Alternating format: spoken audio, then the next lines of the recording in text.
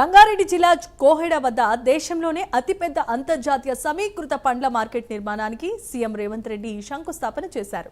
239 ఎకరాల్లో 2284 కోట్ల అంచనా వ్యయంతో దీన్ని నిర్మిస్తున్నారు. ప్రభుత్వ ప్రైవేట్ భాగస్వామ్యంలో అంతర్జాతీయ ప్రమాణాలతో పండ్ల మార్కెట్ నిర్మాణం జరుగుతోంది. ఈ మెగా ప్రాజెక్టు ద్వారా దాదాపుగా 14,000 మందికి ప్రత్యక్షంగా 20,000 మందికి పరోక్షంగా ఉపాధి లభిస్తోంది. భారత్ ఫ్యూచర్ సిటీని రద్దు చేస్తామంటారు. రీజనల్ రింగ్ రోడ్డు నిర్మించడానికి వీలు లేదంటారు. రీజనల్ రింగ్ రైలు అవసరం లేదంటారు. వరంగల్లో ఎయిర్పోర్టు అవసరం లేదంటారు. ఆదిలాబాద్లో ఎయిర్పోర్టు అక్కర్లేదంటారు. పాలమూరు రంగారెడ్డి ఎత్తిపోతల పథకాన్ని పూర్తి చేసి రంగారెడ్డి జిల్లా వరకు నీళ్లు తరలిస్తామంటే ఆ ప్రాజెక్టు కూడా తట్ట మట్టి తీయడానికి వీలు లేదంటారు.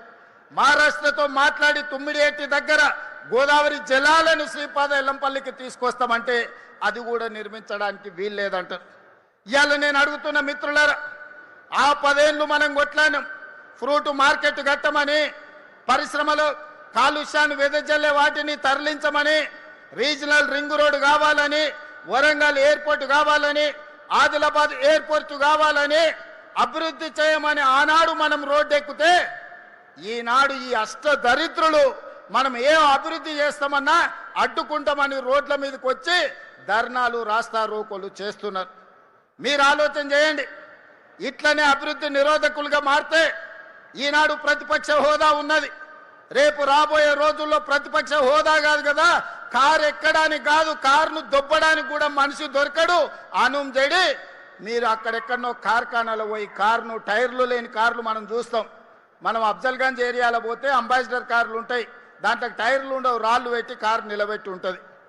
మీ అంబాసిడర్ కారు కూడా ఫామ్ హౌస్లా గా పరిస్థితి వస్తుంది.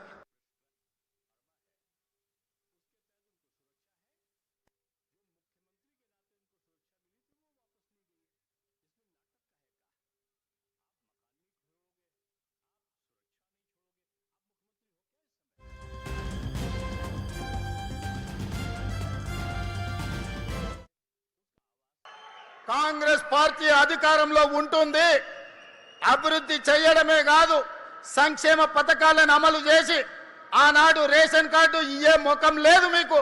ఇవాళ 15 లక్షల రేషన్ కార్డులు ఇచ్చినాం. రంగన్న ఇప్పుడే చెప్తుండు, ఓ ఊర్లో వెళ్ళి రేషన్ కార్డులు ఎవరికైనా లేవా అంటే అందరూ ఉన్నాయని చేతులు ఎత్తిరట.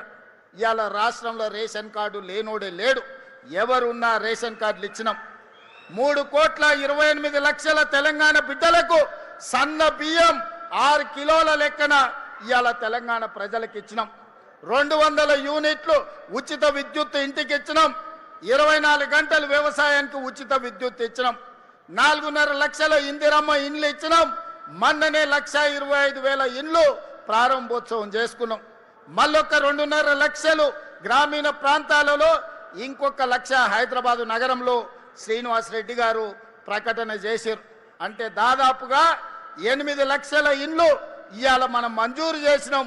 పేదోళ్లను ఆత్మగౌరవం పెంచడానికి ఇవాళ ఇందిరమ్మ ఇండ్లను మనము నిర్మించి పేదలకు ఇస్తున్నాం.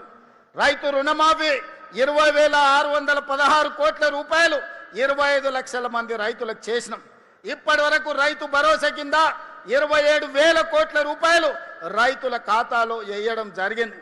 ఆడబిడ్డలకు ఈరోజు 0 వడ్డీతో 60,000 కోట్ల రూపాయల బ్యాంకు లింకేజ్ ఇచ్చినాం. ఆడబిడ్డలకు 1000 ఆర్టీసీ బస్సుల యజమానులను చేసినాం.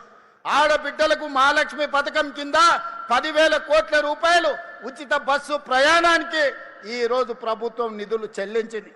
ఈ రకంగా చెప్పుకుంటూ వెళ్తే నిరుద్యోగ యువకులకు 67,716 ప్రభుత్వ ఉద్యోగాలు ఇచ్చినాం. రాబోయే రోజుల్లో మిగతా ఉద్యోగ ఖాళీలను కూడా భర్తీ చేస్తున్నాం. ఇవాళ ఆనాడు మీరు విధ్వంసం చేస్తే ఈనాడు కష్టపడి వికాసం వైపు ఈరోజు ప్రభుత్వాన్ని నడిపిస్తున్నాం. మీ అసూయ, మీ పగ, మీ ద్వేషం మా మీద చూపించండి, తెలంగాణ ప్రజల మీద కాదు. 10 ఏళ్ళు మీరు ఒక దశాబ్ద కాలం, ఒక శతాబ్దానికి సరిపోయే విధ్వంసం తెలంగాణ రాష్ట్రాన్ని చేసిరు. అందుకే ఇవాళ సరిదిద్దే ప్రయత్నం చేస్తున్నాం. కష్టాలు ఉన్నాయి, నిధుల కొరత ఉంది, 8,11,000 కోట్ల రూపాయల అప్పు ఉంది. అయినా ధైర్యం కోల్పోకుండా వయసు చిన్నదైనా